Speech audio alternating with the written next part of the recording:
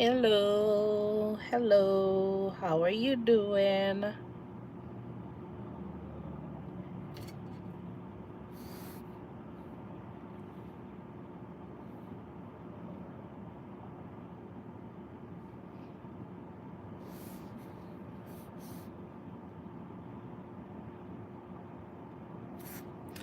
Hi, how are you doing?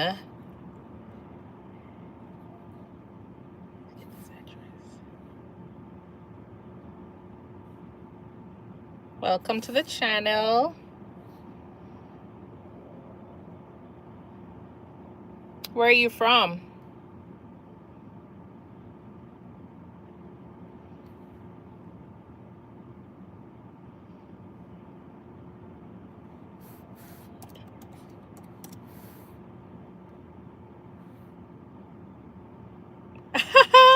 Hi, RN to CEO. Oh, what's up? I am here. It has been a very long, busy week, so I'm trying to play catch up here. How are you doing? It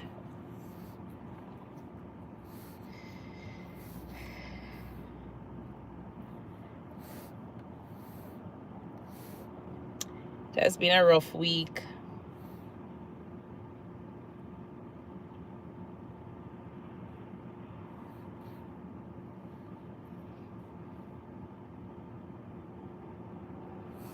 And I need you to call me on my number. You see that cell number I have on my page? Yes, I want you to go ahead and call me on that number. I need to talk with you. Yeah. If you're up to it, that is. You know.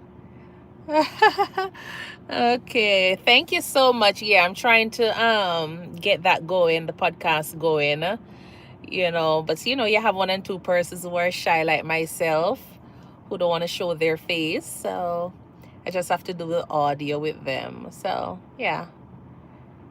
I'm excited about it though. I'm very excited about it. So I want to get some really good content for that section. Persons calling in, sharing in their story, or if I am able to get a video with them, that would be even a plus. So that's what I'm looking at.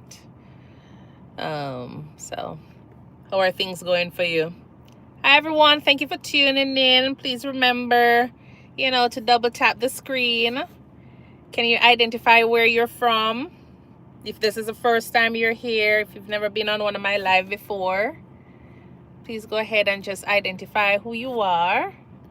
And welcome to the ThinkNursing platform. Yeah, so I just finished seeing like 2 patients, and I'm just gonna do some charting as usual. Hi Justina Bruno, thank you so much for tuning in. How are you doing? And welcome to the channel. Remember to go ahead and double tap, okay, the screen, to give it a thumbs up, a like, and a share. Oh, RN to CEO, I am going to add you as a moderator. I was supposed to do that the other day. Hi Courtney, how are you doing? Okay. Yeah, thank you so much for tuning in. RN to CEO says, I gave you a shout out in my latest live. Gonna place your link so they can come straight over. Okay, thank you so much. Honestly, I noticed you've been watching my videos. I started watching some of your videos, but sometimes I give the thumbs up, but I don't put a comment. So I'm gonna have to comment on them. But it has been really busy this week. So sometimes I'm literally just driving and just playing some of the persons that I have subscribed to, and just listen to their content while I'm driving. So Justina Bruno, I'm going to... Okay, thank you so much, Justina. But you have to remember to go ahead and double tap the screen as well for this live, all right? Yeah, so that's just the thing for me. Sometimes I'll just literally be playing persons playlist, just to kind of hear their content and all. So but it has been a really rough week. I guess with Christmas coming up and all, trying to see as much patient as I can before the ending of the month, so that way I don't feel like, at the end of the month it's like going in anybody's busy schedule, or their family time. So some lives just for the views, but the videos are cool. Okay, I understand. um yeah, so that's what I'm doing. So I've seen the patients, sent out their scripts and all, but I have a lot of charting to do, so I'm gonna take the day to do that. But I went in and saw this patient today, and I don't know, like I'll do 2 visits per month with them. One is a visit that I just pick up on my, on my own, and just be like, if I'm passing by, I literally just stop and just see how they're doing. It's like a 82-year-old and an 85-year-old husband and wife. The wife has dementia and Alzheimer's, and every time I go there, it's like I just want to cry. You can see that they lived a really good life, really nice place, but I don't know where the family members are. He says that the son comes over and helps out with grocery, and there is supposed to be a caregiver that comes in at least 2 times per week or 3 times per week, and he has hospice nurse coming in as well. But the place is just in a deplorable condition. This lady hasn't slept in a bed for the last 5 years, the husband says. She's been sitting in a wheelchair with her head slumped between her leg. And then you just have the curvature. Her back is now just curved because of the position that she's been sitting in this wheelchair for. And I don't know. I honestly don't know. It's just it's just sad. Every time I go there, it's like she's just so soaked in urine, head to toe. And poor me, like sometimes I'm trying to help with, it's not necessarily a part of my job description to go there and help out, but I don't know, nobody not really helping them, So when I go there, I have to be trying to take off this lady's clothes, put on a blouse, try to help her to change her diaper from the wheelchair. This morning I went over to see her, and it was the same thing. Well, this time she was clothed, but she was lying on the bathroom floor, and the husband was in another room, in his recliner. He's also wheelchair bound, and he's like, from after 5 she's been on the floor, and he can't get in contact with anybody to come and help out. And I'm like, this is just sad for some of these old people out there. I don't know, but then they don't want to go in any facility, so the son doesn't want them to go in any facility, but he's not like, consistent with his visits. But they have food. That's a good thing. They have food, but the consistency with the caregivers coming in, that's not there. And the son visiting, it's not there. And so it's just 2 old people in this big house. Like the first time I went there, it's probably like about 4 bedrooms, 3 bathrooms, 2 old people. And when they said, oh, come in, I'm like, okay, no problem. It was like total darkness. 12 o'clock in the day, total darkness. And then you could just smell urine all over. I'm trying to figure out where the sun coming from. And, find one in a wheelchair in one room, and then the other one in a recliner in the other room. And it's just sad. It's just like, sometimes you go there and see these cases. It just, I don't know. But, sad world. Justina Bruno says, I can't wait for Christmas. Me either. Even though I'm not really a Christmas person. Hi, everyone. Welcome to the live. Thank you so much for tuning in. Thank you so much for tuning in. Yeah, so I'm not really a Christmas person, but it's nice to have Christmas, I wish I was getting a lot of gifts, but I'm not really a gift person either. But that's just the situation with some of the homes right now. So he apparently, and then he says he was trying to call the caregiver from after 5 this morning. And even when I was there trying to help him to get the caregiver, she wasn't answering. So we had to reach out to the hospice service. I don't know if they eventually got through. But I don't know. I couldn't even lift the lady off the ground. That's how bad it is. Couldn't lift her off the ground or anything. But Cassie's Kitchen. Hi, Cassie Creations. Hello, hello. How are you doing? Thank you for tuning in. And then I had the worst thing that happened to me while heading to that patient's house. It was like a 48 minutes drive, and I was on the, the highway. And there was apparently an accident on the road, let's just say, because there was like bumper to bumper traffic. And then I realized that, the cars were going all moving from like the extreme left, no, left, right. So there were 3 lanes going in one direction. So the other the other 2 lanes were coming into, the left lane. Or the cars were coming in that direction. So I was there only to find out now I'm hearing like a siren. So when I looked in my rear view mirror, I noticed there was an ambulance coming. And I'm doing well, Cassie's Kitchen. How are you doing? So there was an ambulance coming. So I decided, all right, then, there was a truck. There were 2 trucks. So I said, let me go in between, so that the ambulance can actually pass through when it's their time. So anyways, the ambulance came down, but then there was another car that was in front of me who was doing the same thing. So I let him get the space, and then I was kind of able to go closer so the ambulance could actually pass through.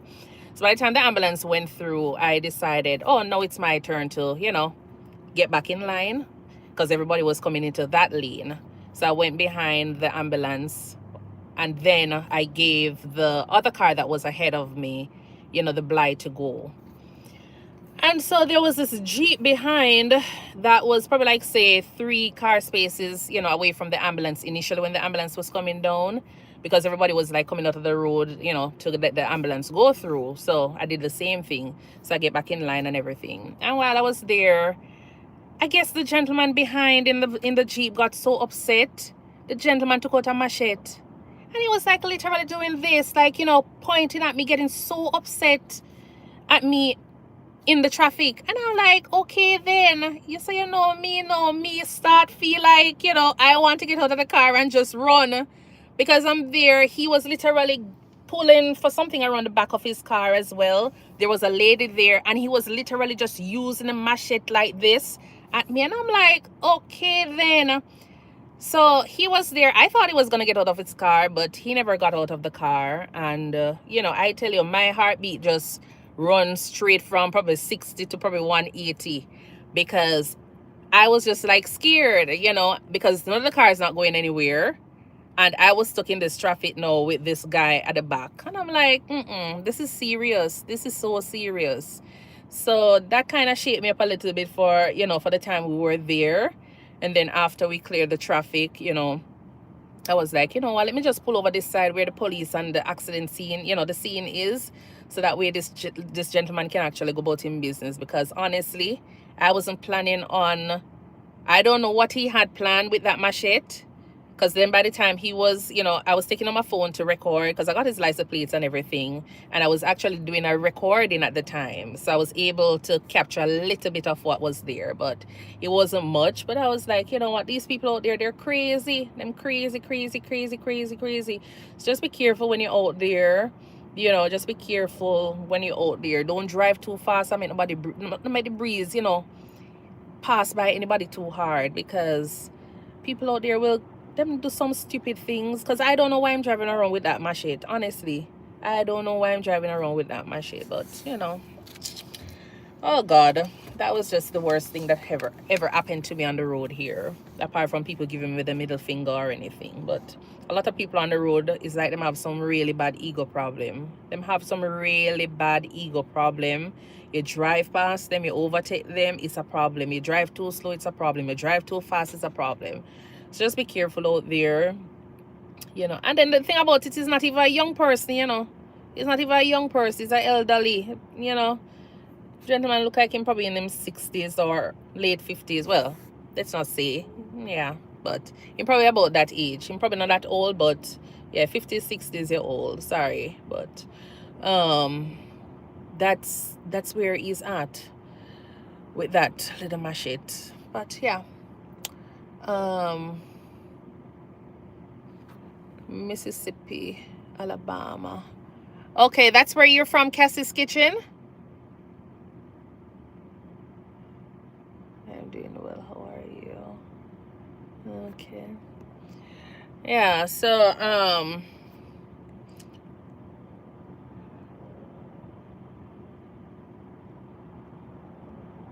hi everyone. Thank you so much for tuning in. How are you doing? Can you identify yourself and where you're from? Do we have anybody from Jamaica here? I know this is not a planned live, but you know, I check in every now and again just to play catch up with all my wonderful people.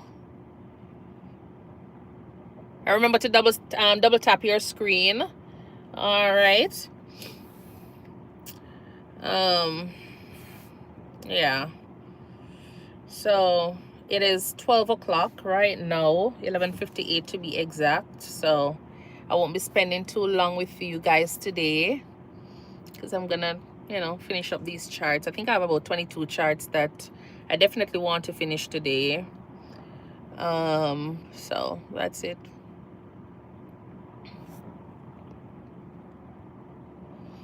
All right, so how are you guys enjoying the podcast? Are you guys interested in becoming, you know, a member of the show where, you know, I feature you, you know, sharing your story? If that is something that you're interested in, you know, I have a number on the, I think it's in my bio. Did I put it in my bio?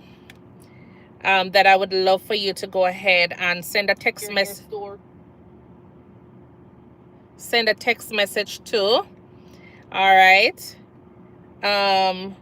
So that way I can contact you and we can sit and discuss and share stories with other persons. All right.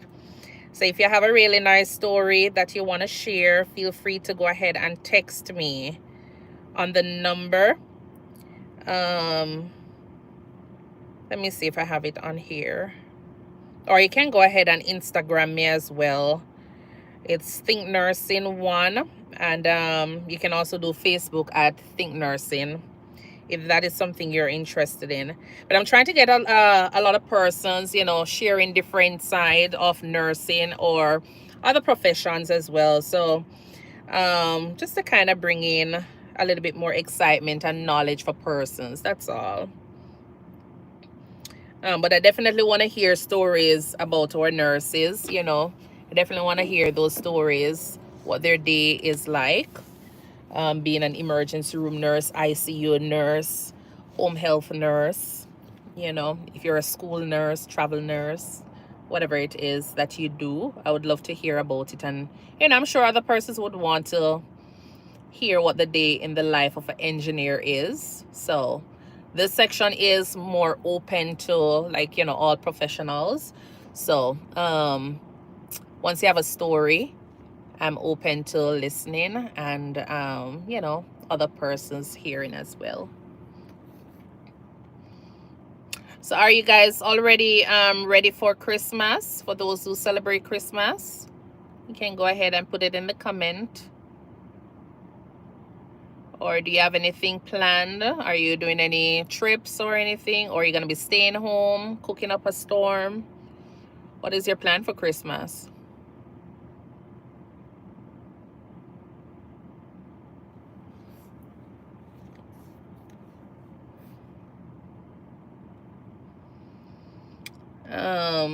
Definitely for me, I don't think I'm doing anything big.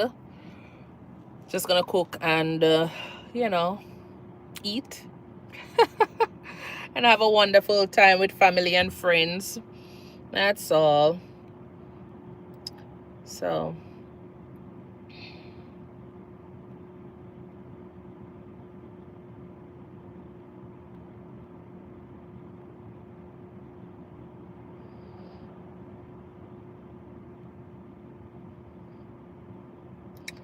all right, so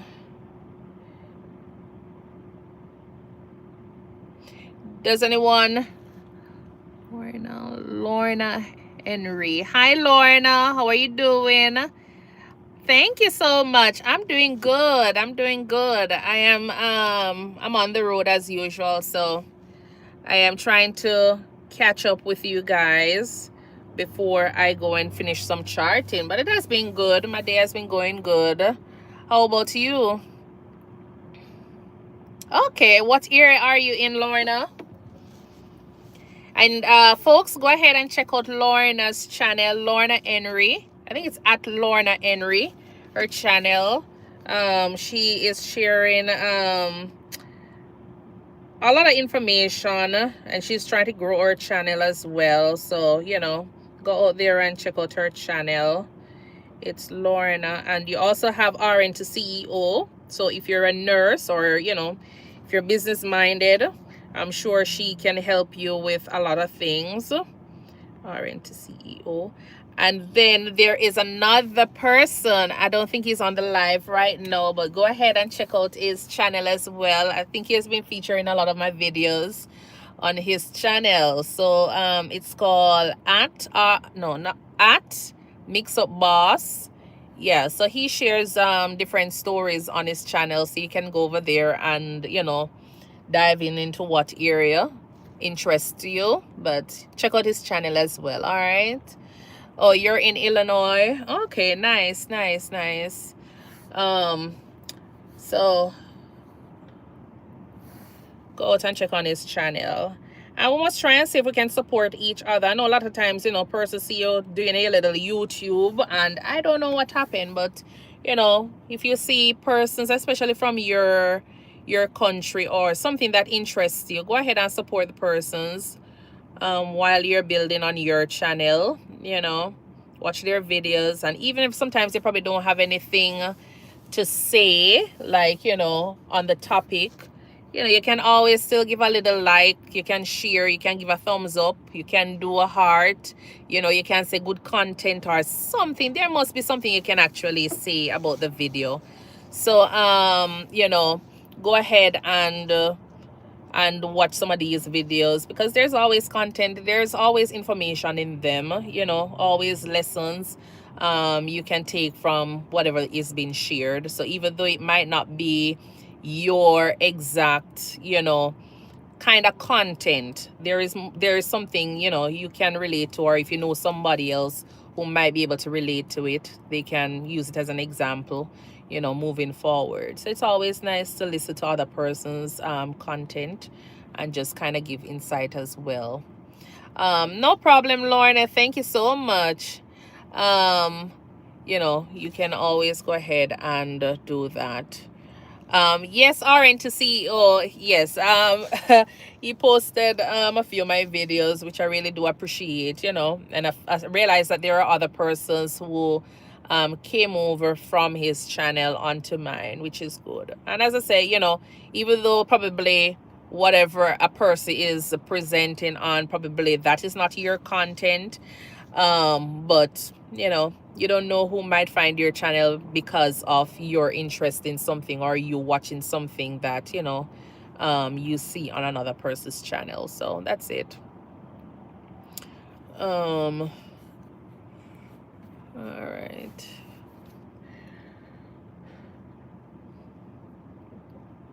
But yeah, it is it cold where you're at now, RN to CEO?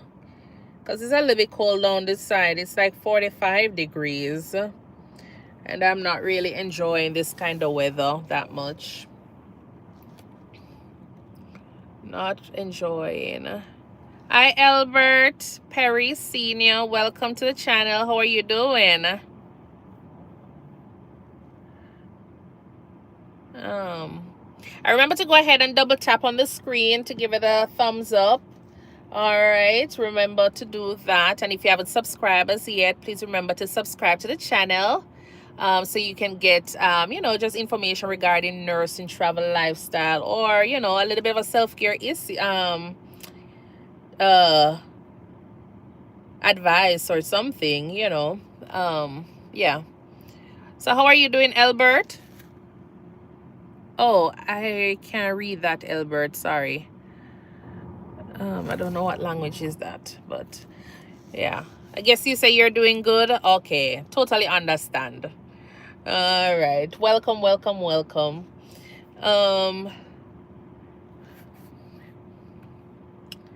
So I started creating this video regarding what was it again?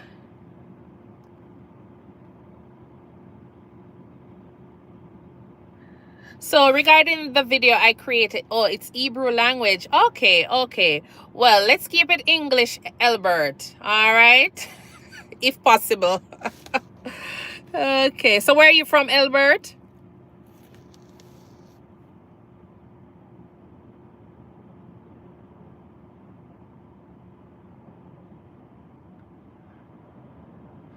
Um, oh, you speak 5 different languages. Oh, nice. That's cool. I wish I only know English. I understand a little bit of a Spanish, but that's it. You're from the US. Okay, nice, nice. Thank you so much for tuning in.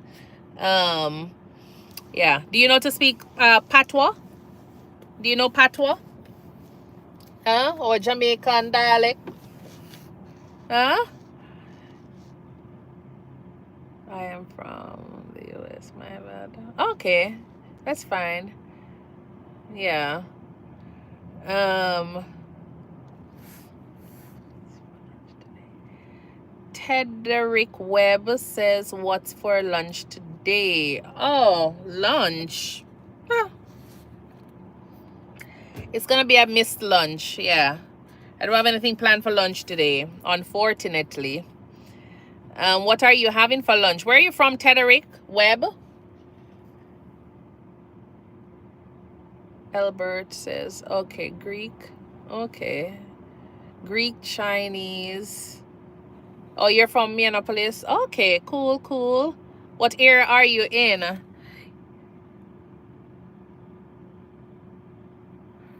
Okay.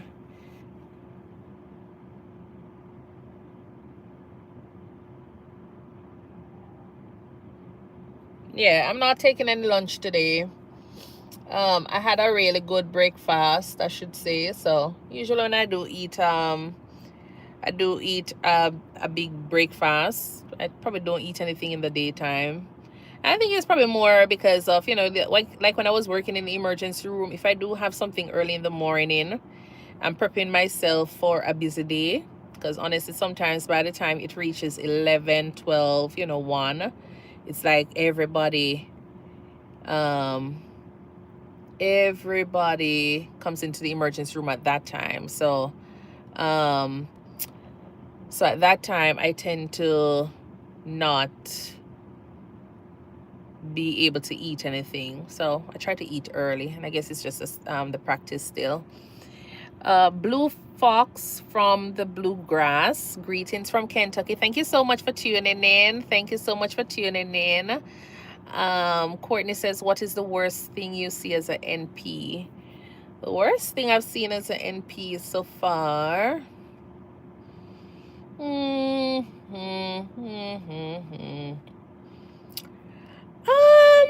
What's the worst thing I've seen so far?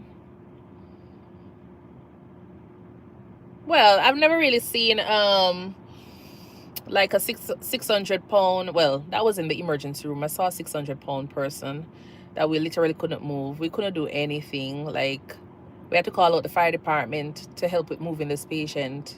Yeah. But apart from that, as an NP, the worst thing I've seen so far, I guess all of them I can, deal with. But there was another morbidly obese guy, who lives alone, and he was talking and everything, so it's not like to the point where he's not able to do anything. But he had a wound that, I was supposed to try and look at, and I couldn't do it because this gentleman couldn't do anything. He never had anybody to come and, help with rolling him over. And so, yeah, that one was a little bit sad. Like, I've seen a lot of cases where, it's more, they don't really have any help, and so their place is just like in a deplorable condition.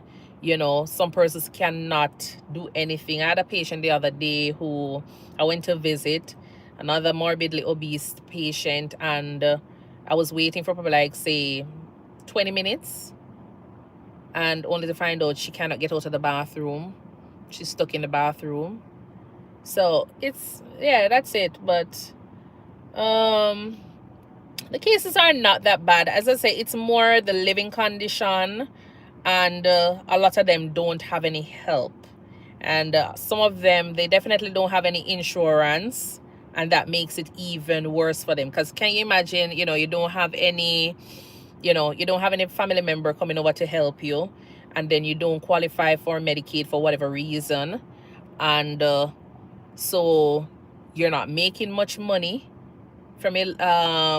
You're not making much money. Some persons are getting like, say, $300, $500, for disability, and they still have rent to pay. They can't buy a diaper, and so when you go inside of the house, it's like just urine all over, because they just pee where they are, and it's just awful. It's just awful. It's just awful. So it's just a living condition, because yes, even though a lot of the persons are poor, or low income, they have a structure. They have house, they have a bathroom they can use, but some of them can't reach to the bathroom. But the other thing about it is that these are the same people that are not even eating properly. Because the other day I had one of these gentlemen, and I went there, and it's 9 o'clock in the morning, and this gentleman is eating Doritos with pizza and Pepsi.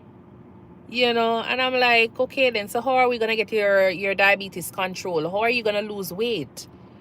So I don't even know. But it's just a sad situation. You go out there and see them in those kind of condition. Yeah.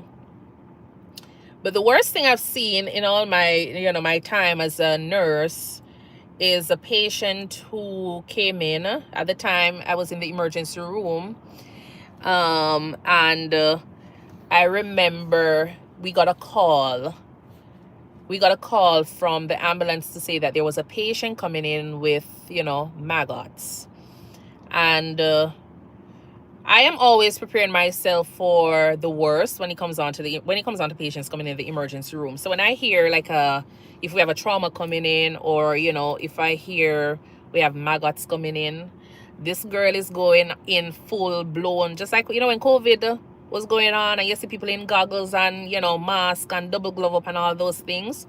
That's me. That's how I prepare when I have any form of trauma, because I don't know what it is, and I don't want to be smelling like urine, pee, vomit at the end of my shift. I want to be still feeling clean and not worried about probably somebody body fluids getting on my clothing.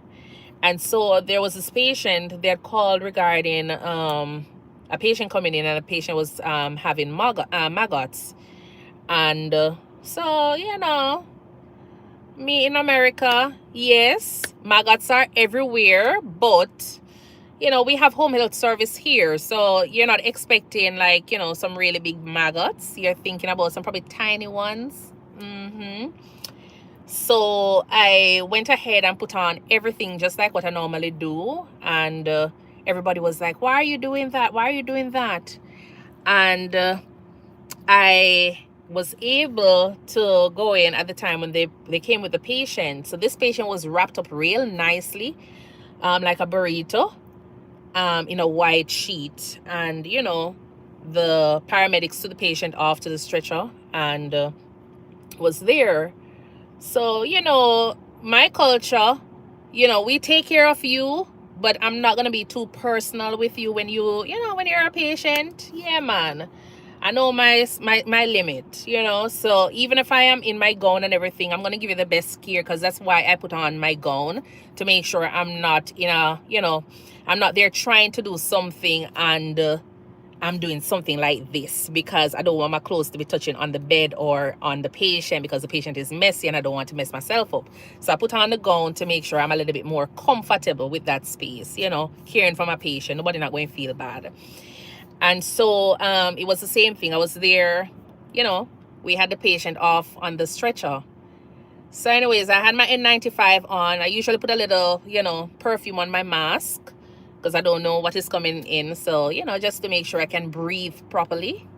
And it was a good thing I did that, because by the time we start, removing the sheet from the patient, at the time, I love my incontinent pads. And if anybody will tell you, they're pads that you put on the bed. So whenever the patient pees, you can always have that removed and the patient can still feel clean and dry, and you just replace it.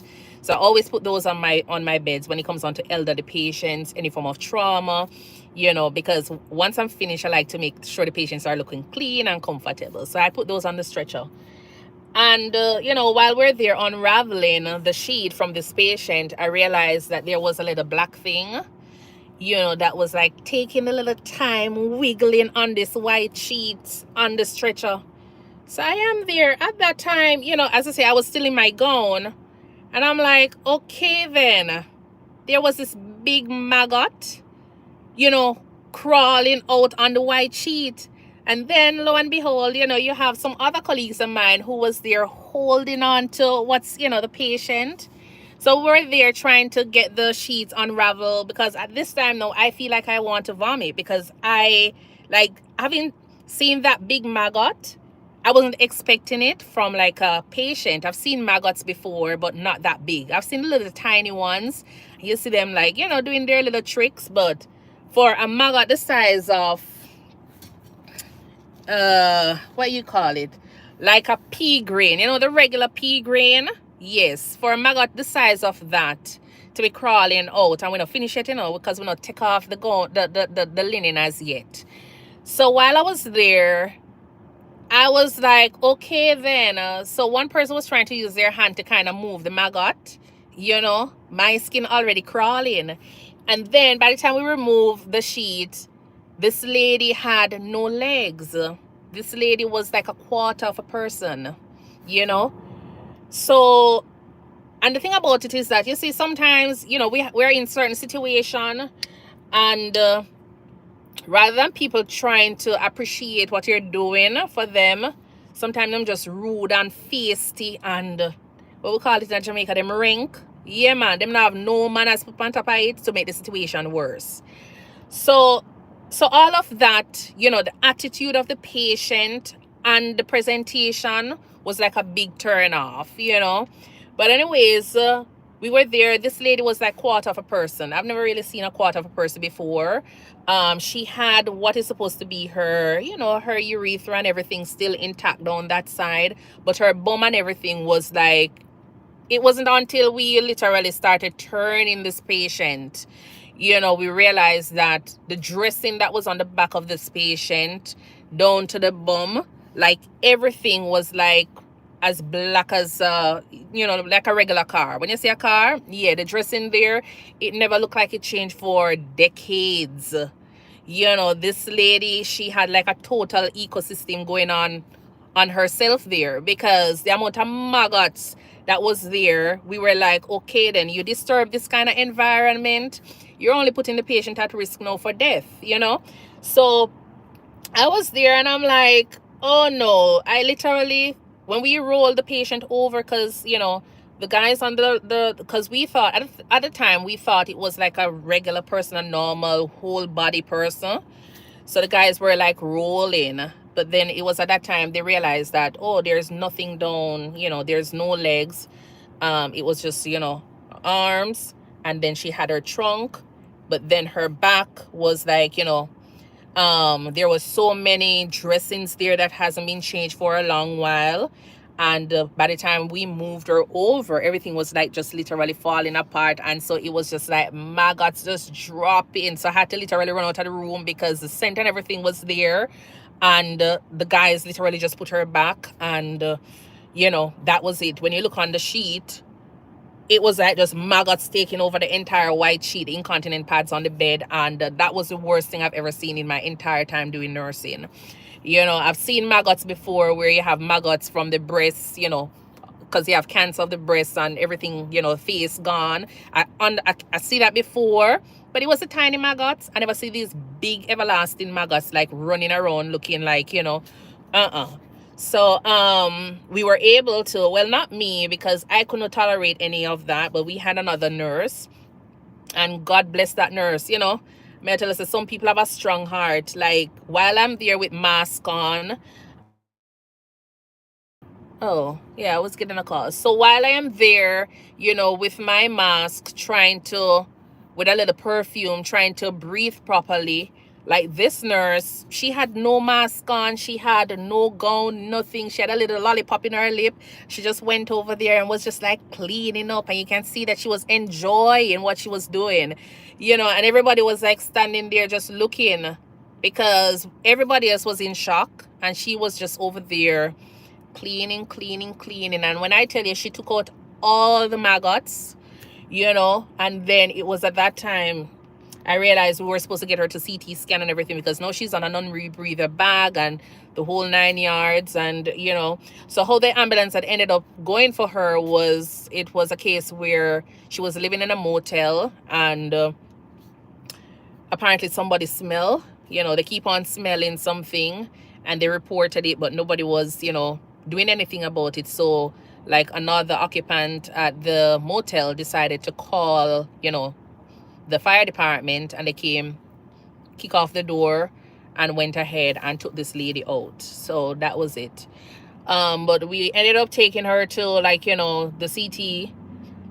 went and had her CT scan done, to look to see if there's anything else down that side.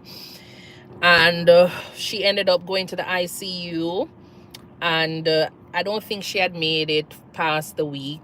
Yeah, she never made it past the week. So sometimes, we always say, see persons in some situation, yes, in as much as you really want to help them, sometimes when you go and help them, you only put them 6 feet under a little faster, because I guess over a few years, that was just her environment. Her body was accustomed to that, and so now we went ahead and clean her up and make her looking cute and comfortable, and we think we're treating her, but we never really did justice for her in the end. But the thing about it is that while I'm on this, in terms of us as nurses, or not even nurses, when it comes down to documenting, it's always nice to make sure we're documenting, and documenting well.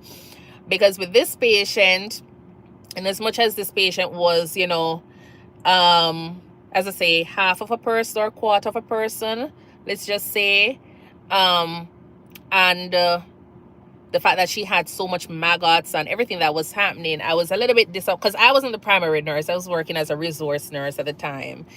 And the person who was the primary nurse was doing the notes.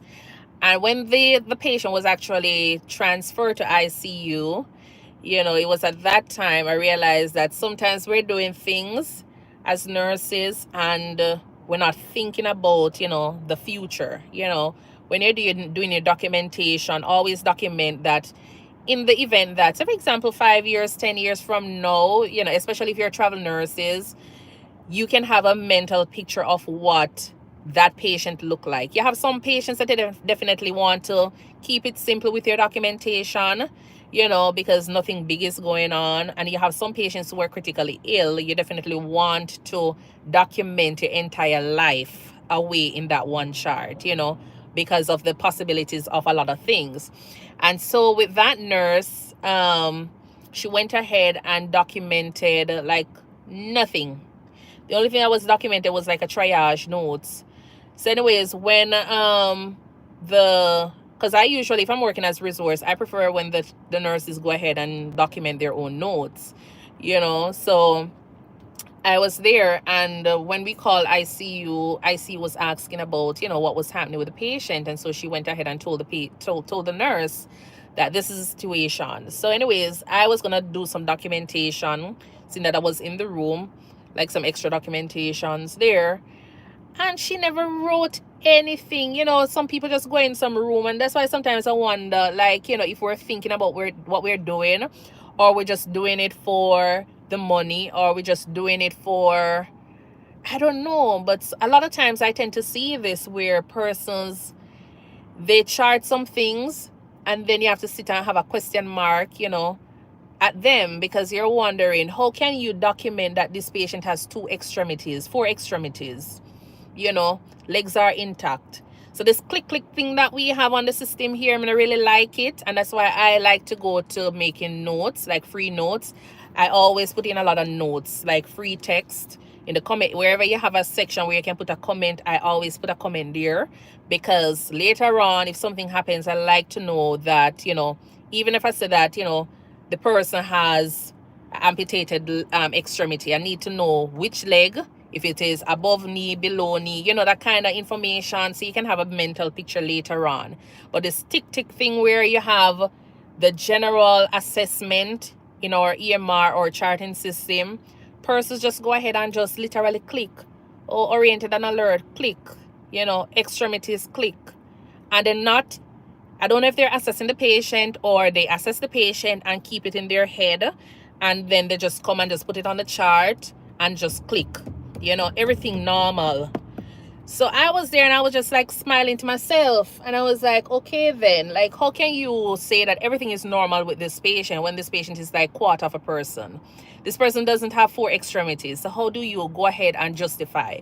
So these are the things that you put in the charts, and then when relatives come, them can't come and sue us, the sue us because now you have something documented to say that this patient presented with 4 extremities intact, when really and truly this lady only has two arms. This lady don't have no leg, this lady don't have no back, this lady has no bottom. How can you put in there that you have 4 extremities? And then the other part to it is that when you go and you say to the person, you say, hey, that the patient don't have, the lower extremity is not there. You need to probably go ahead and fix up the notes to make it reflect how the patient look. These are the same people that get upset with you. They're the same persons that get upset.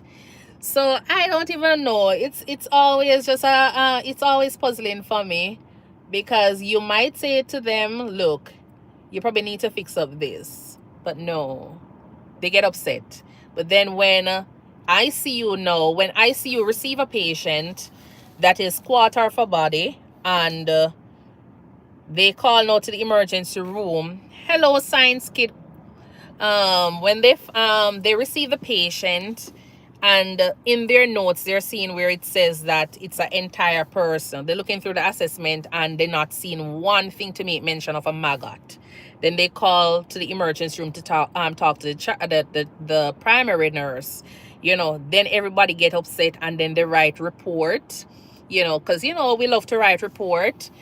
So a lot of times you find that they will go ahead and write report, and that could have been prevented by just listening to your own colleagues. So that's the other thing that a lot of times, that puzzles me. You might say something to your colleague, they take offense to it, and rather than trying to fix the situation at that time, they just leave it.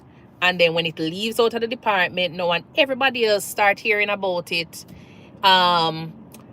because of the report that you gave to another department, or they hear about it based on the assessment, something going on. Then they get upset about it, and then the other department ends up writing a report that goes on your file, and then everybody starts scrutinize you when it comes on to your notes and all. So it's always nice to kind of take constructive criticism, and regardless of how busy we are, try and find that time. A lot of times I might be working and my shift probably ends at 7, and sometimes 8 o'clock I'm still there charting, and people always asking, why are you still here? And I'm like, yeah, I'm charting because I don't want it to be a case where something happens. Not saying that you're going to be perfect with everything, but I don't want it to be a case where I should have documented something and it wasn't documented, and then something comes up later on and I'm trying to find out, okay then, so what was happening with this patient, and I don't have any documentation. So that was just it. And it was the same thing again where we had a trauma patient, a trauma patient where this patient was assaulted. So it wasn't really like a motor vehicle accident. Hi, Isaac's family. Welcome. Thank you for tuning in.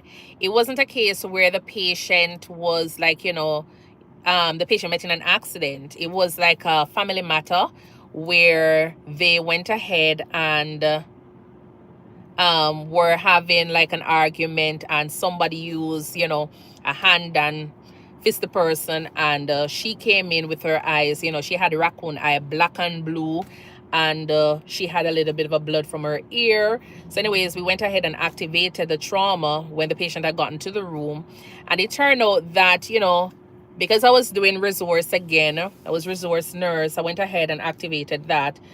When it comes on to certain protocols, some persons don't really like, doing like a trauma stroke, because a lot of time it's a lot of paperwork, because sepsis, trauma, stroke, all of those are, let's just say, big money, because you have protocols. So companies are going to want to make sure you have the best documentation, and you're meeting the criteria and doing everything so you can actually, make a little money, because you're doing what you're supposed to be doing, let's just say.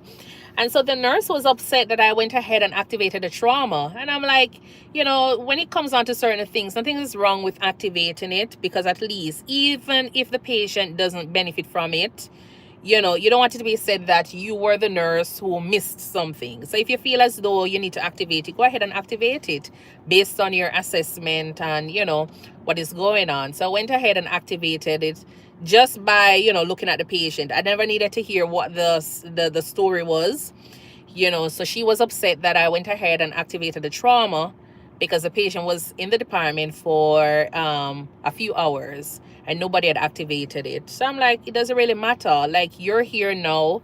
If you're the nurse, based on your assessment, even if it is a case where the patient has been there for 4 or 5 hours and nobody saw it, you're the primary care nurse now, the primary nurse. So go ahead and activate it.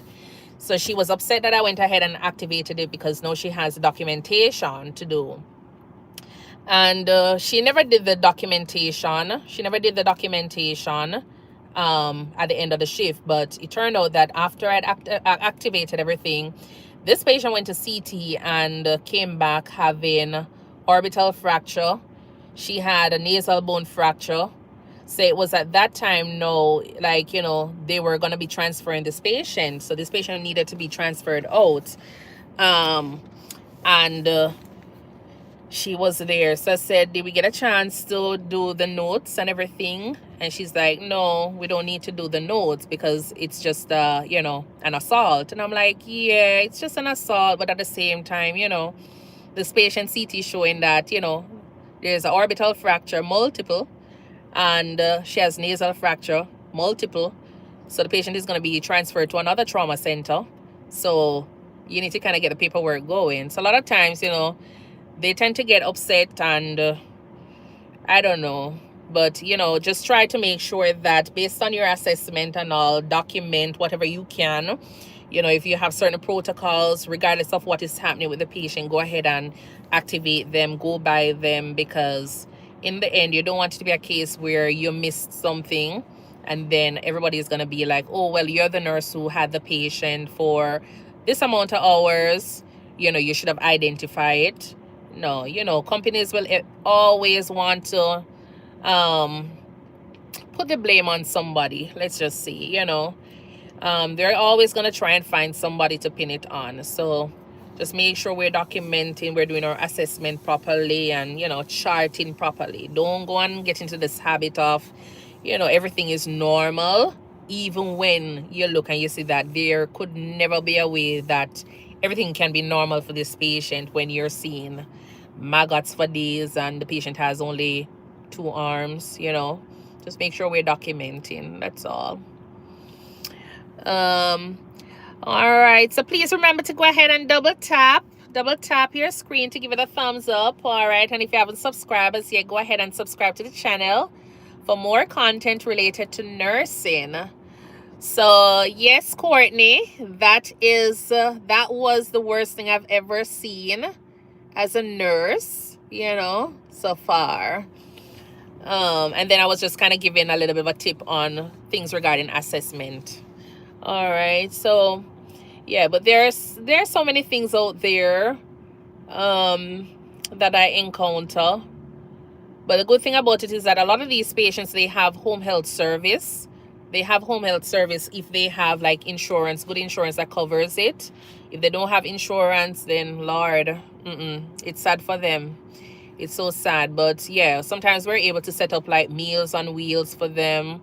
We have like, nurses coming in to help with, medications, wound care. But if you don't have any insurance to do that, there's no way for us to provide the service for them. So that's just the biggest challenge that we face. And then the other thing is, now that it is like open enrollment period for insurance, I'm going to get somebody to come and speak on that as well regarding insurance, because a lot of patients, like they'll be on an insurance plan, but as I say, sometimes they only get probably like say $500 as disability money, like, and so that is just not enough. They can probably pay their rent. Some days some are not eating any food, they're not eating, or probably they're eating every other day or something like that. So the $500 that they're getting is not enough. And then they have an insurance plan that they will get some money back on. Like say, for example, some insurance will give you like $100 back on your per month on a card that you can use for like anything like prescription foods or anything like that. But then some of the plans that are out there, patients are on them, and now I realize some of them, their benefits have been canceled, and they get upset about it because they probably get enrolled with a different insurance to kind of help with to kind of help with getting back some money. But then it's like you're getting back $100, and then they would have normally had their medications covered, but then probably one medication is not going to be covered on a specific plan, and probably somebody reach out to that person and be like, okay, then, well, I can get you back $100 in your pocket per month. Just imagine somebody who is making or getting $500 in disability. Those persons will definitely want to get back $100, but they're not understanding that, some of these persons that are selling the insurance are selling it, and it's benefiting them as the person who is selling it, the insurance itself. And the patient is going to have to give up one or two things. Either they're going to have to give up, one medication or two medication in order to get back $100, or they're going to have to do, or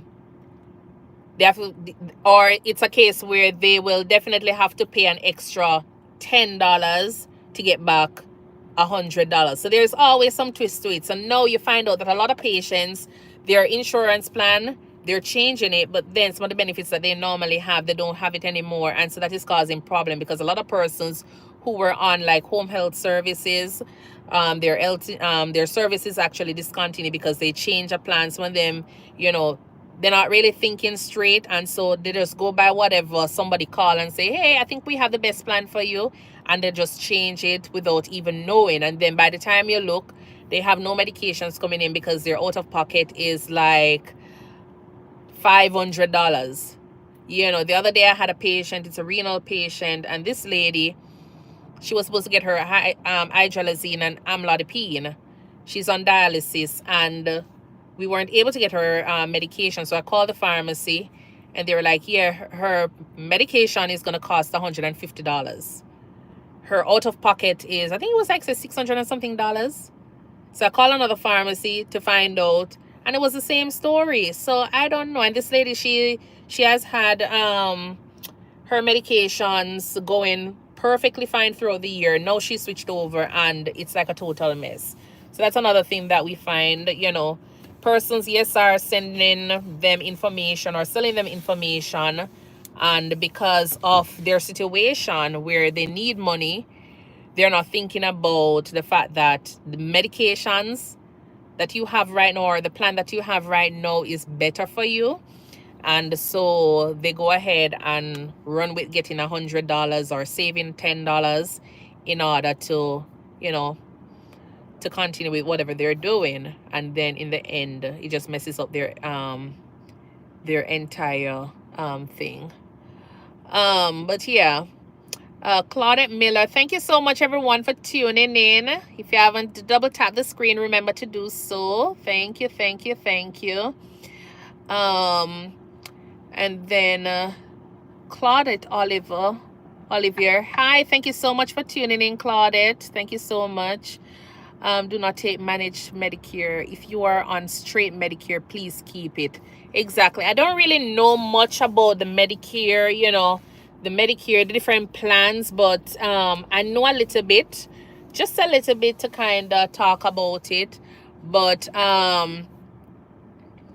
a little bit about it, but I I realize that I always tell the patients, like, if you are on something for years and it's working for you, don't change it.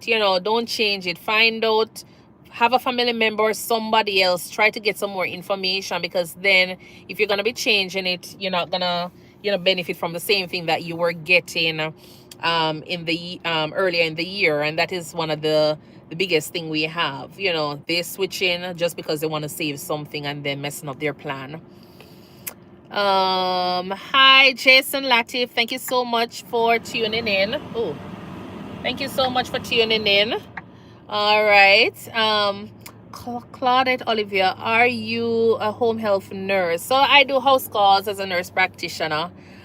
She says that the situation would probably involve social workers. So yes. So because I don't really go into the office, I do send out information, like whenever I see things like this, for them to try and get in contact with them. But sometimes it takes like weeks before, they hear anything.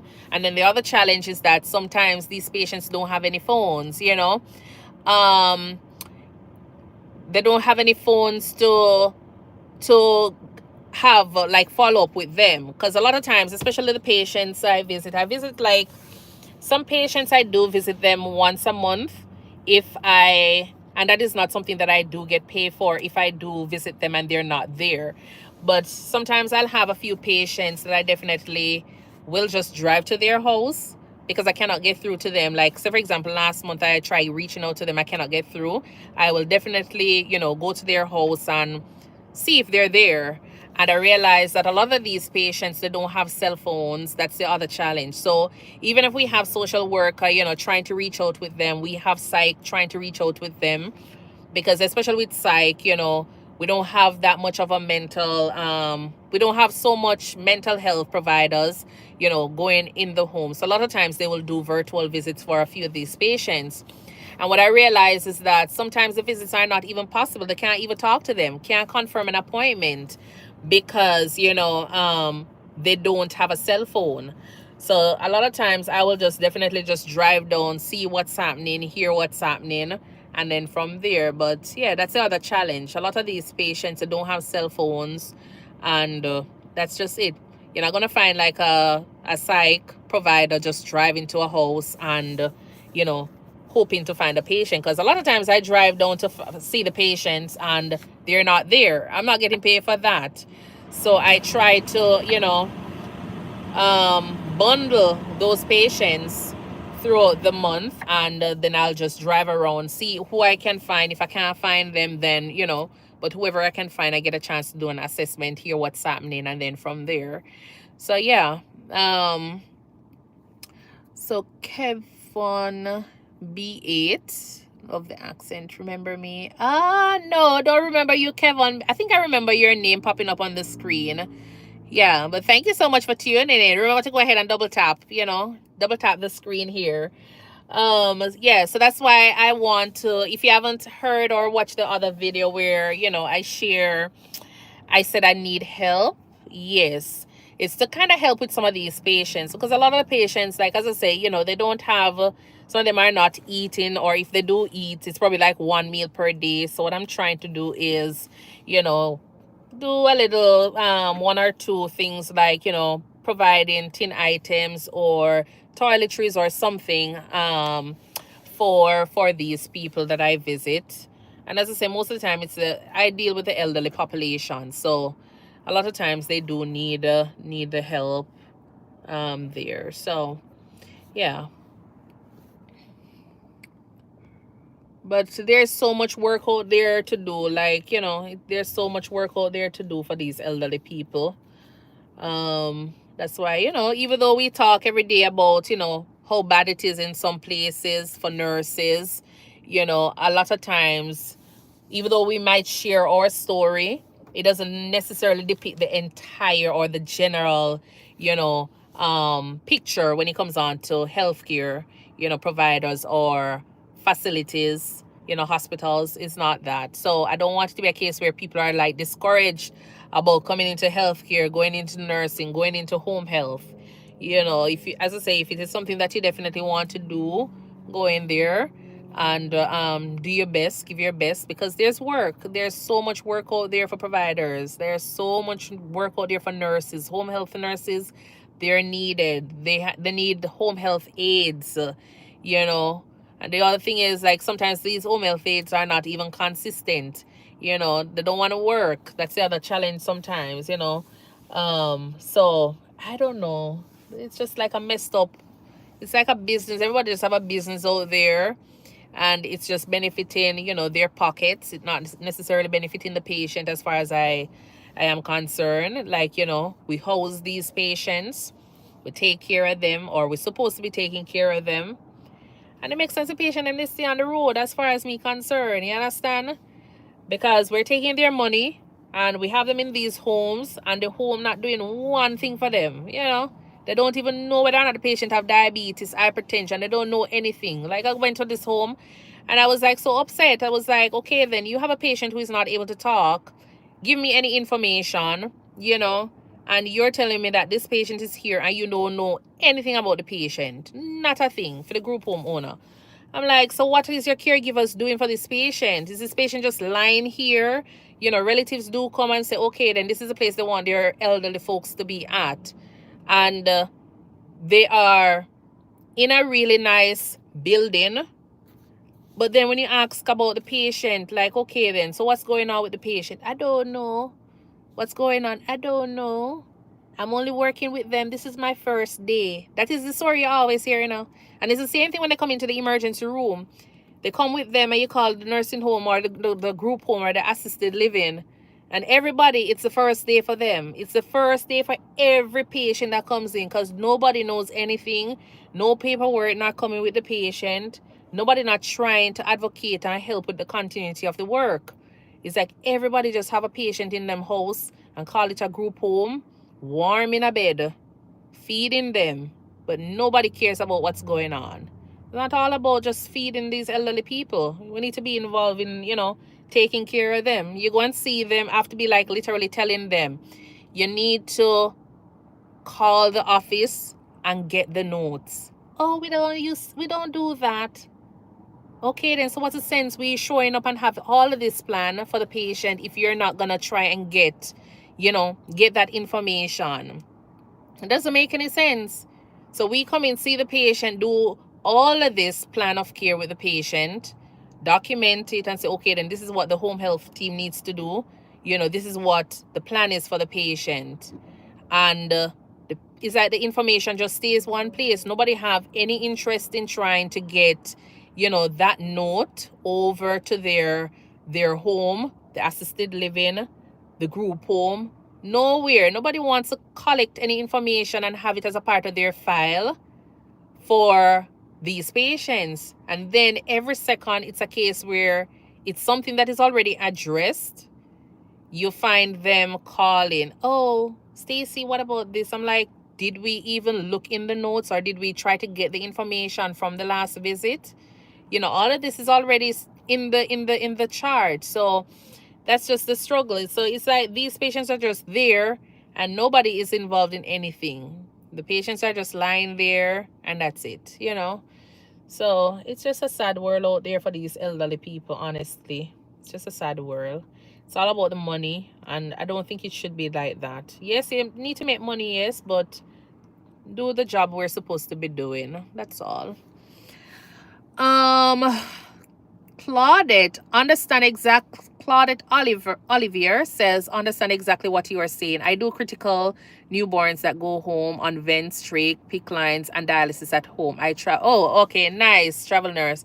Yeah, it is sad out there when you go out there and see what is, you know, being offered to these people. It is just sad. And Kevin says, are you from California? No, Kevin, I'm from Jamaica. That's home. I am from Jamaica, but I am in Texas right now. So yeah. Where are you from, Kevin? Yeah, so it's just sad. It's just sad for the population out there. Honestly, I just never expected a lot of the things that I would be seeing. Like I know, yes, they're there, but at the same time, because we have home health services, I think that it would have been a little bit better for some of these patients. And don't get me wrong, you have some homes some group homes and assisted living, like you have those managers, and I don't know if it's because some of them probably had a relative, because you'll hear them talk about it. Either they had a relative or they have some, relation with, the health field itself. Like, they were a nurse before, and so they go in with a passion. They go in with, the hope of doing something good, making a change in those patients' life. And so their homes are pretty decent, when it comes down to some group homes I've been to.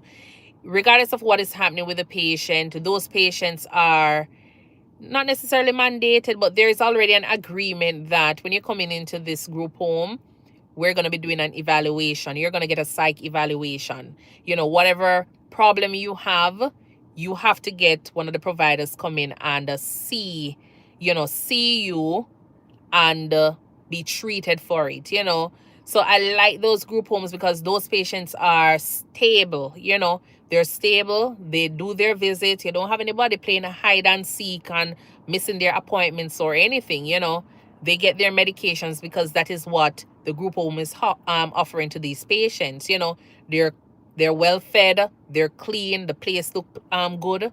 But some group home, you walk into the group home and my word, it's like you're looking outside. Like the people them just homeless outside. It's the same kind of condition inside of the home. Fly taking everything from the garbage bin to the patient. You walk in. If you walk with your Crocs, it's like you're walking out of your shoes because the ground is just so sticky. Like, me not like them kind of environment there. I don't like it for the patients. And people are paying money for these service. So that's just the thing. People are paying for these service, and this is what we're given. Like, it hurts me, man. It hurts me. Like, we need to take care of what we're offering, and make sure it is something that we definitely want.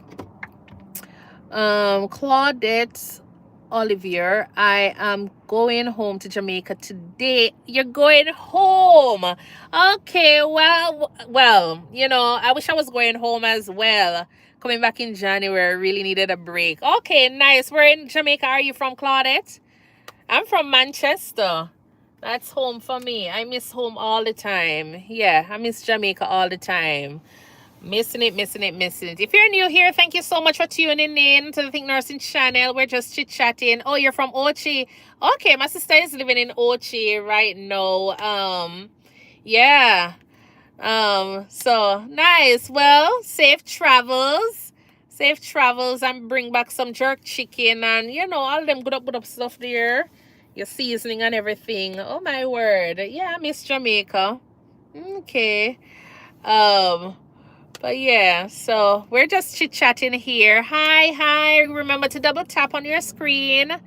Anaka, welcome. Welcome to the channel. Yeah. So home, I miss home all the time. Yeah. It's nice. The opportunity here is nice, but my word, nowhere beats home. I like the fact that we have, career opportunity. You have work opportunities here. There's so much that you can do here, but apart from that, oh Lord, yeah, it is what it is. So which state are you in, Claudette? Because I know you say you do travel nursing. What state are you in?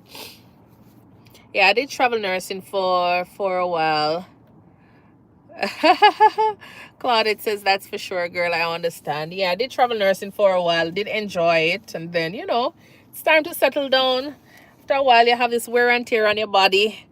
Oh, you're in California right now. Okay, nice. Yeah, I got my California license, and I just never pick up a travel assignment there because what they were paying in California, yes, it's a lot of money, But at the time, there was a hospital that was very close by, and they were paying me good money. So when I calculated and look at, what they were paying in California and what I was gonna get, and my drive time is gonna be 15 minutes away from home, couldn't give up that one there, bro. I couldn't give it up, even though yes, the California, but then I would be thinking about, renting and, food and all that stuff. So yeah, missing my family as well. So it was nice to, but one day, I will definitely pick up one of those contracts down there when, the prices are right. I'll probably pick up one of those contracts. I'll definitely not have my license, lapse on me or expire on me. So yeah. Jason Latif says, what you're saying is so true. Sorry for the elderly people. Some of these nursing home, they're not taking care of the elderly people. That is so true. Yeah. Yeah, some of them, as I say, like the other day I went to this nursing home, and I tell you that nursing home is the best nursing home I've been to since I'm doing house calls. And it was really nice. Like, it was, all patients have their own room, bathroom, and it was like a decent sized room. And there were probably like say about 4 different houses on the property that has a capacity of, I think it's about 32 patients they can hold. So it's a giant, it's 1 story, and when you enter, it's like an open concept, and you have like a big table, a long table that all the residents do come sit and eat. And um the money for my specialty is excellent. I know, Claudette. It's really good there. Okay, yes, it is. So they have a really long table that they'll meet and have breakfast and lunch and dinner. And then you have the regular area that they go and watch TV. Then they have their room that also has a TV there. You have their bathroom. And as I say, it's like just think of a circle. And so you're walking, the nurse station, it's not really a nurse station, but like the office is in the middle and the kitchen is at the end, the entrance. So it's really nice, always clean and smelling good. Don't smell like you're in a, elderly facility, so it's really clean and nice, and the patients there seem to be happy. But that's the best place I've visited so far, since I've been doing this. Yeah.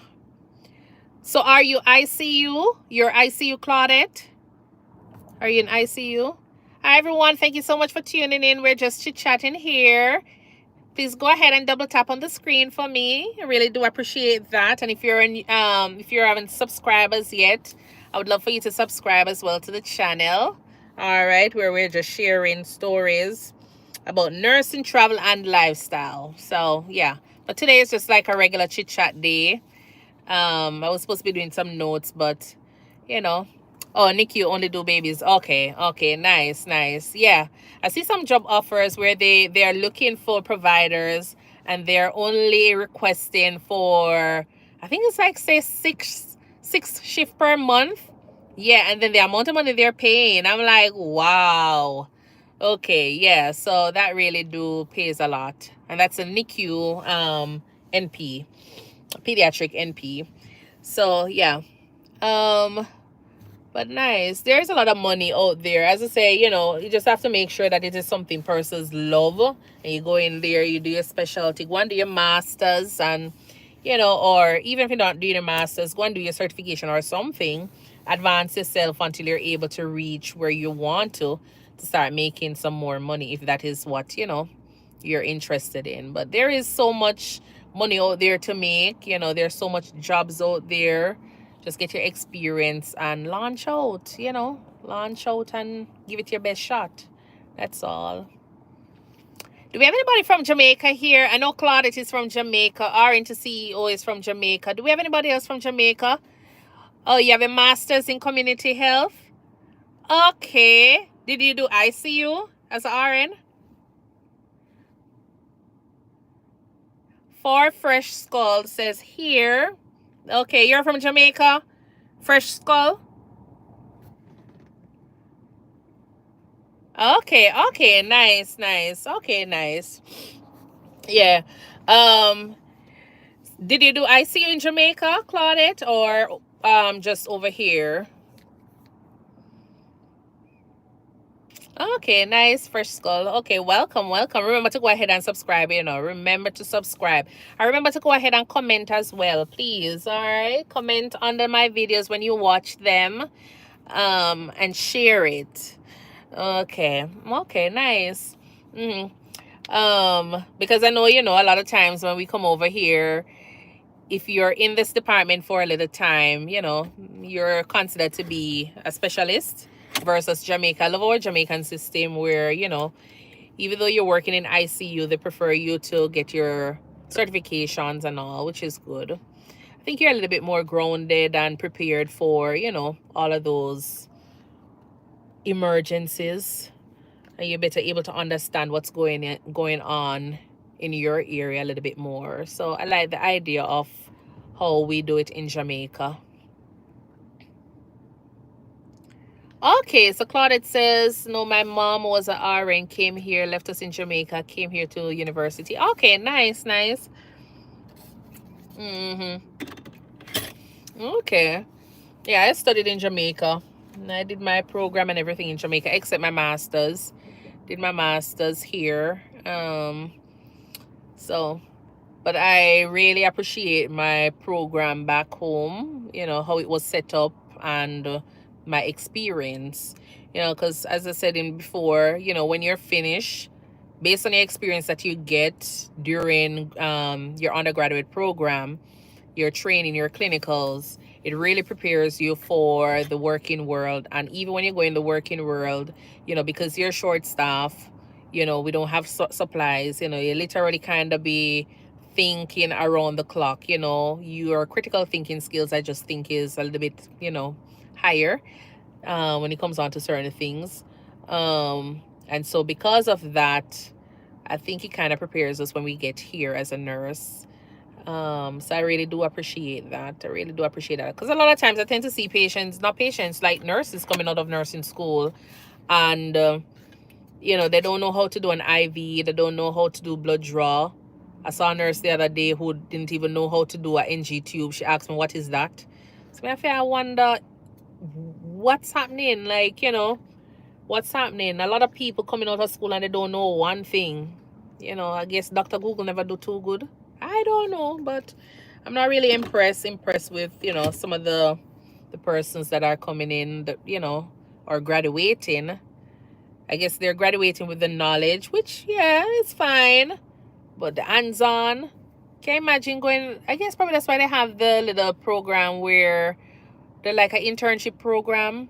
What do they call it again? There's this program some hospitals do have where they have the new grads coming in and you do a program for like a year or something like that. And yes, my mom went through that system. She was an excellent nurse. Nice, nice. Yeah. Yeah, they have this thing where they have the new grads going in the field, start working as a nurse, but they work along with someone. And during that time, I guess you're supposed to be getting all the skills you're supposed to be doing. I don't know, but yeah, a lot of these persons, when they graduate, they don't really have that much experience. And that part is just troublesome for me, because we have a lot of nurses here. And remember when I was doing my program in Jamaica, residency program. Yes. Thank you, Vanessa Cole. Thank you so much for tuning in and helping me out there. But I remember when I was doing my program in Jamaica, there's no way you could actually be graduating and not able to do an NG tube, catheter, IV, blood draws, like all of those. Second year or first year, you started all of those, because in like first year, when you start doing your nursing courses, that involve you going into a lab and actually doing blood draw, and you had to do a certain amount. I think it was like 150 at the time my school required. You had to do 150 of blood draws in the summertime. So by the time it was the September, the August semester, you were supposed to be able to go into the hospitals and help out the nurses, so you're building your skill there. And as you go along, depending on the comfort level, the nurses, some of the doctors, they will go ahead and guide you, help you with doing other things that is within your scope. So by the time you're finished, you're pretty rounded, you're comfortable. Because I remember when we were at, even like when we were doing management, I don't think a lot of these students even do management as well. We would normally go in and manage the entire floor. You delegate, you do the assignments, you do everything that's supposed to be done by like a charge nurse or a supervisor. You're experiencing that in your final year as a nurse. you know yes, the patient ratio was awful because short staff, and but you get a chance to do a lot of things. You get a chance to do a lot of things, in preparation for the working world. So by the time you get out, yes, you're a new nurse, but you're not feeling like, timid and scared to go and see your patient. When a patient comes in and you have a trauma, you know what to do under that circumstance. You know how to deal with them, and you're not running away because, too much blood. But yeah, I love the experience that our system does offer. And I think probably here it's because more persons are, like, say, prone to, everybody wants to, them lawyer up and everything. So I guess probably they're looking at that. But then I don't know. I don't think it prepares them that well. Don't prepares them. It doesn't prepare them that well because especially when you're working in, like, I've worked in specialist hospitals where you're there with another provider or a nurse, and sometimes if they don't have that much experience, it kind of make your shift, like, like you're just concerned if something happens, whether or not this nurse is gonna run, whether or not they're gonna run or whether or not they're gonna walk. Because when you sit down and reason with some of these persons, you're not getting that much comfort. You're not getting that much comfort. You might ask, or you see them do something and you say, why are you doing that? And the reason for doing it, you're wondering, oh Lord, please let this shift, just hurry up and end. Don't let any more traumas or anything comes in at this time. Because, if you're a nurse for 2 years and you're not able to do certain things or don't know why you're doing certain things, it's just sad. It's just sad. So I love my Jamaican system, and I would encourage anybody, if you're here and you're interested in doing nursing, look into our Jamaican system, look into our universities there. It's not that the you don't have everything at your fingertip. You don't have an EMR that you're gonna have to go on and then look up the information there and click. No, you're gonna have to do your writing.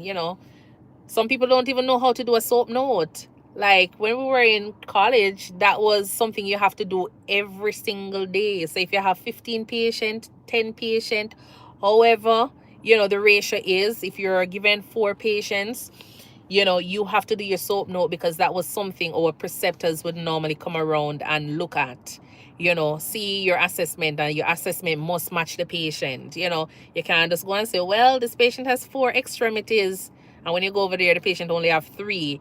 Whatever is on paper must match whatever is there. And so they were looking out for that. Oh, you said that the patient have wheezing, they're gonna go and listen with you. Or, while you're doing your assessment, your stethoscope have another set of, piece that the instructors were listening. So if there is anything abnormal, both of you are hearing it at the same time. So things like those, when you're doing your procedures, they're always there correcting you, letting you know, okay, then your sterile field is now messed up, like, what's next. So things like those. I know probably it sounds hard, but I think it worked out well. It works out well because these are the same nurses that comes here, and they're doing really good. They're doing really good in whatever area they're doing. So I'm not boasting on the Jamaican, the Jamaican nurses, but I think they're doing really good under the circumstance, with the training or with the experience or the lack of resources that we have, in Jamaica. I think they're doing really good here because a lot of them have gotten, awards for doing really good job. So I think we're doing really good. And if you're here and you want to do nursing, I would just say, think about Jamaica and see if that is something that you can afford, going there and doing your program. So yeah, it's a nice program there. And then the other thing about it, which was nice, was if you're working, like, um So Claudette says the skills here is lacking in comparison to home. That's so true. That's so true. And Jason says it is so nice that you can tell us people of your experience in nursing. Yeah, I try to share it because a lot of times persons don't really know that much about us as Jamaican nurses or other cultures sharing their story. So it's always nice to kind of hear what happens in this part of the world versus another. Because in as much as sometimes we're probably third world or you know it's not that bad. It's not that bad. Claudette says, who are really good nurses? Filipino nurses. Yes, yes, the Filipino nurses, they are really, really good nurses as well. So the company that I came up with, they do recruitments for jobs here, and the Filipino market is one of the market that they have control of. Let's just say, because they have a lot of Filipino nurses that comes up every year. So yeah, they're really good nurses. Um, you can rely on them. So yeah. But yeah, so I guess it's just the structure and I guess the legalities of, probably the US here, because in Jamaica, in as much as yes, you're thinking about certain things, making it safe for the patients, and you always want to make sure that, whatever you're doing is benefiting the patient.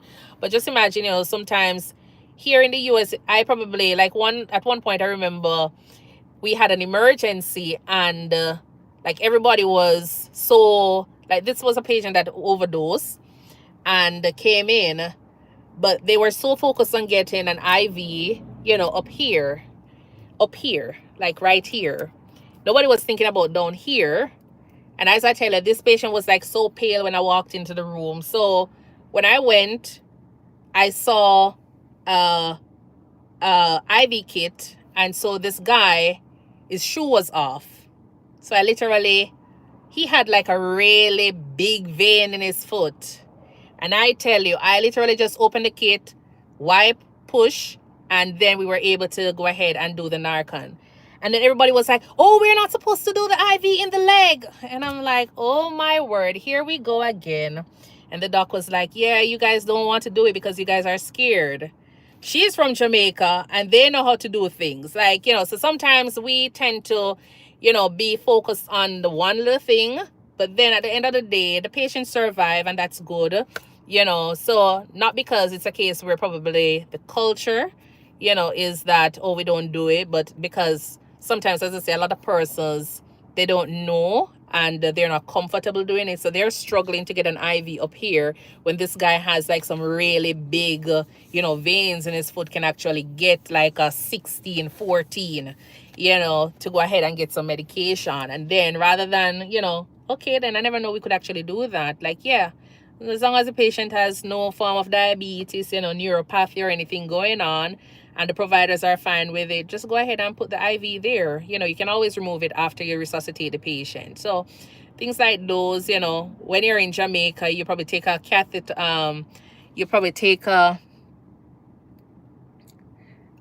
yes, the litigations, yes. That's it, Oliver. So therefore, the focus is on good documentation. That's so true. So like here, you probably take a catheter and try to use it and turn it into a tourniquet, and probably the patient, probably look up and be like, what's that? You put a catheter on my leg? Well, because you don't have the real thing at hand, but nobody's thinking about that. You're trying to stop the bleeding, but you're focused on the catheter, the urethral catheter, the urinary catheter that you tie around the leg to kind of help stop the bleeding, because that is what is in reach, versus other persons might look at it and be like, okay, we need to go and get this and switch it out. So things like those with a Jamaican nurse like me, if I see that and that is going to help do the same thing that a regular, tourniquet is going to do, I'm going to grab that one, and then you can always switch it out afterwards. So things like that, while we're struggling to find other things, I've already fixed the problem a little bit, temporarily or permanently, because sometimes in Jamaica, that's what we have. So we go ahead and use it, it stops the bleeding, get a patient to the OR or wherever they're going, because the most important thing is to stop the bleed. We're not focusing on the best suitable, item to fix that up. So that's just a thing. But yeah, so you're interested, go ahead and do that. But they have really good programs here. But the only thing, as you say, the litigations that comes with, you know, everything else is just a problem. So yeah. All right. So do you notice that it's a thing where you find persons not doing a lot of documentation in your area as well, Claudette, as an EQ nurse, or the documentation there is excellent because they're really sick? What is your take on that? And I would love to get you on my podcast, Claudette, if you're up to it, you know, sharing your little travels. That would be nice. You know, go ahead and text me. Where's my phone? Can go ahead and text me on this number, and then we'll arrange for a call. So I'm just gonna give the number out just in case anybody is here. So it's 469-209-9257. So you can text me on that number. And then, you know, if you're seriously interested in getting onto my podcast, you know, sharing, then that would be nice. So Claudette is saying, yeah, the documenting is excellent. Pin it. You know, Claudette, I am telling you. Oh, yeah, I can pin it after. Oh, okay. Hold on there. I am telling you, I think I pinned something wrong. Did I? Let's try this again. Pin message. I think I'd have to pin it after the video, right? Remove pin message. Pin it. Yeah, I think I have to pin it afterwards. Like as I say, you see this start the poll. You see this YouTube thing here? I'm not really 100%. I know how to pin after the. I know to pin after, let me see. Oh, let me do it on this phone. I know to pin things after the video has been uploaded. Okay, so now I can put it up. So it's, oh shucks. But when it comes on to pin after, let me see. Oh, let me do it on this. Sorry. Yeah. Doing the live chat, I really don't know how to do certain things. Sorry. But I will definitely go ahead and pin it there. And so, you know, whenever we're free, we can go ahead, text me and let me know so I can, you know, have a one-on-one with you just so persons can hear how it is with your area, you know. And there's always something that we can share. There's always, you know, a highlight from your day that is really nice for others to hear about. So that's all. Let me turn this thing down because I think it's popping up. Okay, so, oh, I don't think I can pin it now. I'll pin it after. Report the number. I will. Okay, so the number is 469-209-9257. Thank you so much, RN to CEO. And if you're new here, you know, RN to CEO, she's a nurse. RN, you know, she's also CEO. So go ahead and check out her channel. Her channel, she talks a lot about, you know, self-care. She's also into she's also a nurse coach as well. So if you're business minded or, you know, anything related to that, she has a lot of knowledge. You can also go ahead and check her out. And she's also from Jamaica, just in case that adds a little bit of a, you know, icing to everything else. All right, so go ahead and check out her channel and subscribe to her as well. All right. Yeah, so I definitely need persons. So what I'm gonna be doing is I got this idea from another gentleman, where I just like how I'm having a live right now. You can go ahead and call me, and you know, we can go ahead and talk about what it is like. Repeat the number, I will type it in. What it is like, you know, working in your area, just sharing a little bit of information about yourself as well. Because I know a lot of times some persons, you know, as I said before, they probably don't want to share their face, you know, on YouTube. And so they'll probably go ahead and call in. So the number is 469-209-9257. Thank you so much, RN to CEO. Yeah, so if you are interested in that, feel free to go ahead and text me, and we can always arrange a day and do that. If you want to do show your face as well, that is also another option that I would really love. So feel free to let me know and we can arrange for that. But me know some persons out there, they want to come and make sure them have them good up hairstyle. They want to go and make sure the eyebrows are well done, the hair well done, the makeup look good before they come on the live. So sometimes that might take a little time before we achieve the video. So if you're interested, you can always come on multiple times as well, because every day is different. You might find something exciting going on your shift, and you just definitely want to share it. So you can always hook me up. I'm gonna definitely have like a specific day though. I'm trying to get a little bit of an arrangement, organization with my channel. But there's going to be a specific day that I will, come on live. I will make sure I put it on my board so persons can be aware that the live is going to be at this specific day. And then, the number is going to be open. Okay, thank you so much, RN to CEO. So she went ahead and pinned the comment, the number underneath. Yes, it is Stacy. Stacy Y. Yeah, when I was in high school, I think my name was spelled like that up until grade 6. Yeah, grade 6 when I was not so primary school. When I was supposed to go and do my exam for high school, I realized my birth certificate never had a E, and so I had to stop, writing it like that. But I tell you, the amount of lick when me get for putting in for missing that E from grade 1 up to grade 6. Oh Lord. And then only to find out that the E wasn't supposed to be in it. Oh Lord, I was so upset, because I used to get beaten when they say spell Stacy and I spell it Stacy. I used to get some beating for that. When I write in it, I used to get beaten for that. It wasn't abuse at that time, just Jamaican parents doing their thing. But I used to get a lot of beating for not having that E in the name. But only to find out, yeah. So either way, so are they only, so what I would, so you can go ahead. So RNTC's CEO is asking, are they only going to text? So I definitely really, you can call as well, if you want to talk.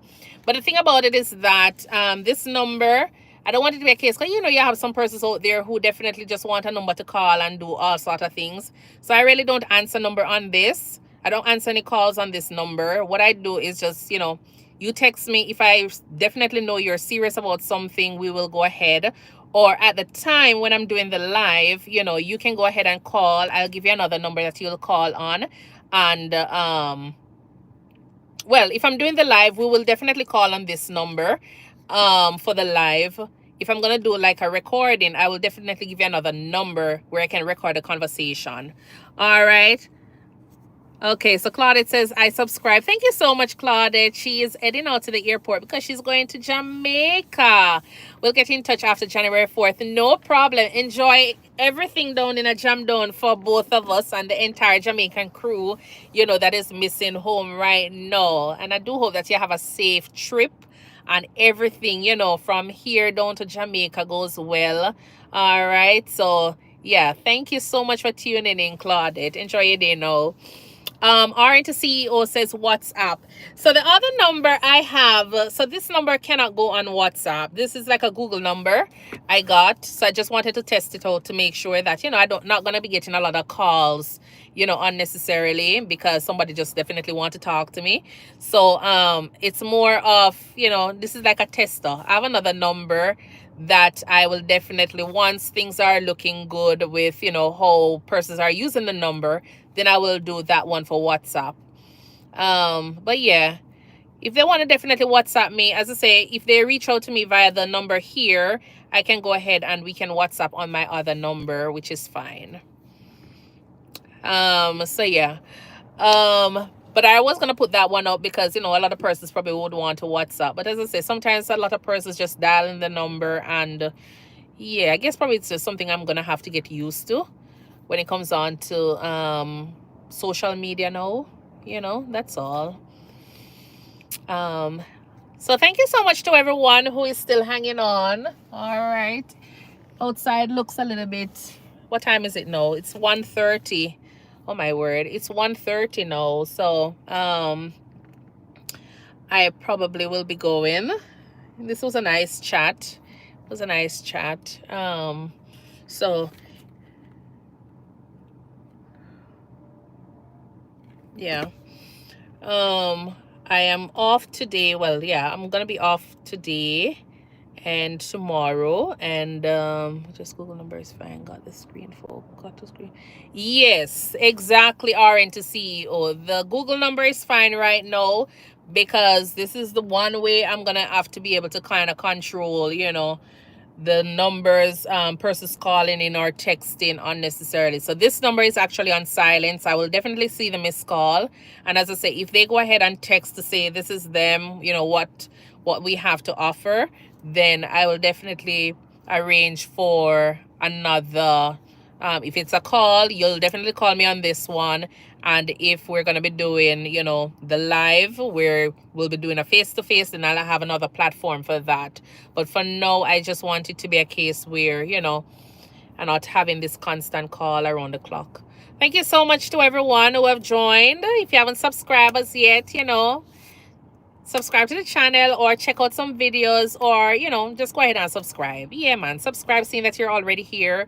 And remember to give the video a thumbs up. Just double tap on the screen.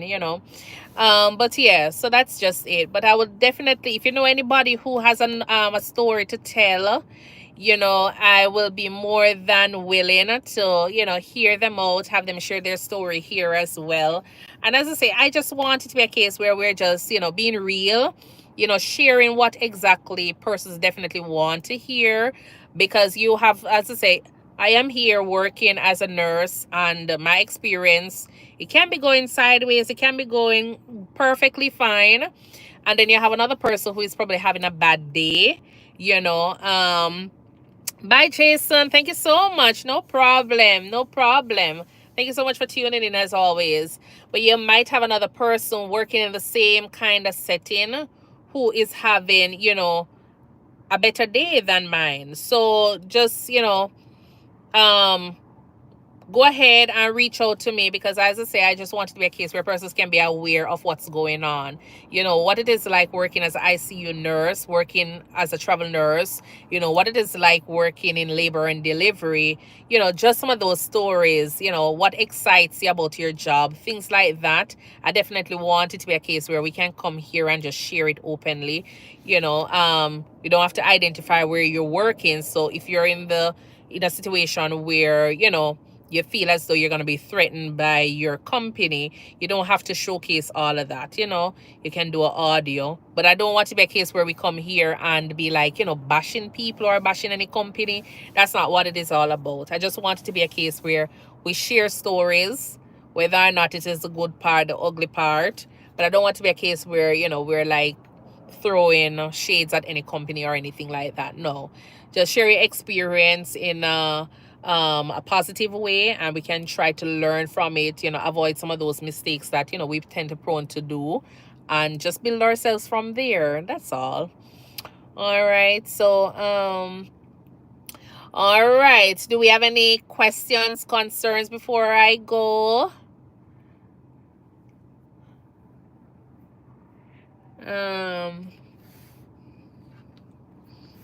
Yeah, so I am gonna go and start my afternoon right now. I'm gonna go and do my notes, because it's the weekend. We're gonna wind down a little bit. It's the weekend, so oh, and I have my son to go and pick up. So I am definitely gonna go, and we will see you another time, or I will see you another time. As I say, what I'm planning on doing is I'm gonna go ahead and have days that I am gonna go live. I will definitely put that up. And then I'm gonna have days that I am releasing content, so it's a little bit more organized. Yeah, as I go along, I'm learning. But at the same time, I want you guys to check out the videos. If you haven't, watched the videos that I've posted earlier regarding, my background growing up in Jamaica, go ahead and check out those videos. I did share, like, a lot of information. I did share information also regarding my transition process to the US. There are certain things like the benefits that, we get here in the US versus Jamaica. You can also go ahead and look at that. What else? Yeah, my entire immigration process, I did posted that. So just go and find, some information there, and be a part of the channel.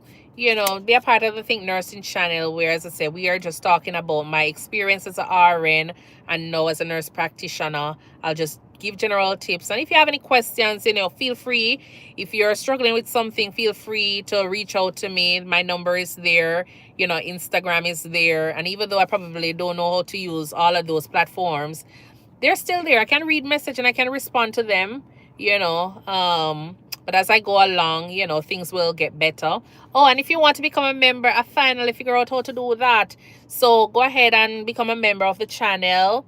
There is also, you can go ahead and look at the store, even though, it might not have much stuff in there. But go ahead and just browse through, and just hopefully, you'll subscribe to the channel and become a member of the Think Nursing. I have so much plans for it, because, as I say, I definitely want to do a lot of outreach programs. So, I want to help out with different community activities, persons in need, especially in my country. I want to kind of give back a little bit more. So be a part of the channel and be a part of, working with me and probably hopefully other persons in giving back, if you're from Jamaica or you're from here and you just feel like you want to do something good. All right, so that's what my channel is all about. So as I say, I'm gonna go. So thank you so much for tuning in with the Think Nursing channel. RN2 CEO says I'll be in touch. All right, no problem, no problem. Thank you so much. So yeah, thank you so much for tuning in, and I'm gonna get the people them work done. Yeah, man, I'm gonna do some work now. So I will definitely see you guys another time. Deron speaks. Yes, that's fine. Deron says me late bad. I tell you, Deron, I am playing catching up. I am playing catching up. And people, I know a lot of persons have gone. Deron speaks. Go ahead and check out his channel as well.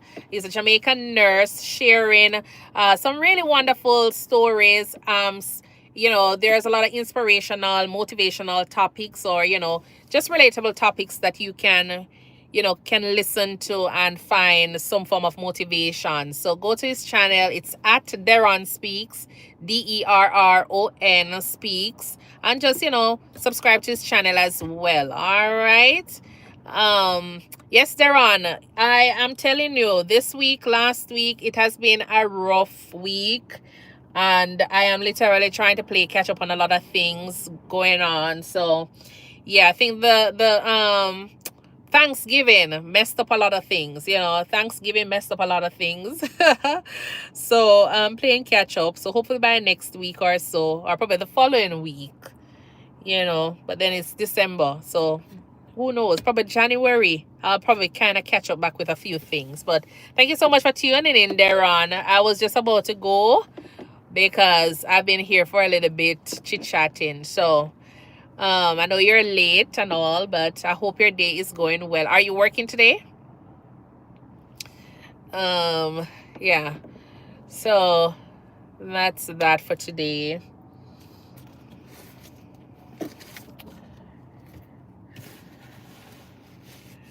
All right. Hi, everyone. Thank you so much for tuning in. But unfortunately, I've been here for a little bit. Never expected it to be this long.